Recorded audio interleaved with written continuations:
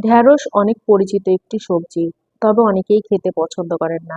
আমি ভিডিওতে যেভাবে দেখাচ্ছি এইভাবে ট্রাই করবেন, দেখবেন খেতে অসাধারণ হয়।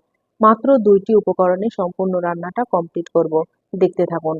ফ্রাই প্যানে তেল গরম হয়ে আসলে দিয়ে দেব আগে থেকে কেটে রাখা ঢ্যাঁড়স, স্বাদ মতো লবণ।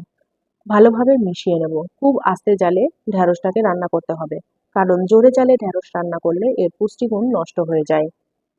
আমি আরেকটা উপকরণ অ্যাড করব ভিডিওর শেষে। ঢ্যাঁড়স শুধু সবজিই নয়, এর আছে অনেক ঔষধি গুণাগুণ। ঢ্যাঁড়স গলগণ্ড রোগীদের জন্য খুবই উপকারী। এছাড়াও মস্তিষ্ক এবং হাড় দুর্বলতা প্রতিরোধ করতেও সাহায্য করে ঢ্যাঁড়স। এখন অ্যাড করব সর্বশেষ উপকরণ, কাঁচামরিচের ফালি। কোষ্ঠকাঠিন্য দূর করতেও সাহায্য করে ঢ্যাঁড়স। ঢ্যাঁড়স চুল পড়া রোধ করতে সাহায্য করে। এছাড়াও ঢ্যাঁড়স চুলে ব্যবহার করলে চুল ন্যাচারাল উপায়ে সিল্কি হয় এবং স্বাস্থ্য উজ্জ্বল হয়। আশা করি আমার ভিডিওটা আপনাদের ভালো লাগবে।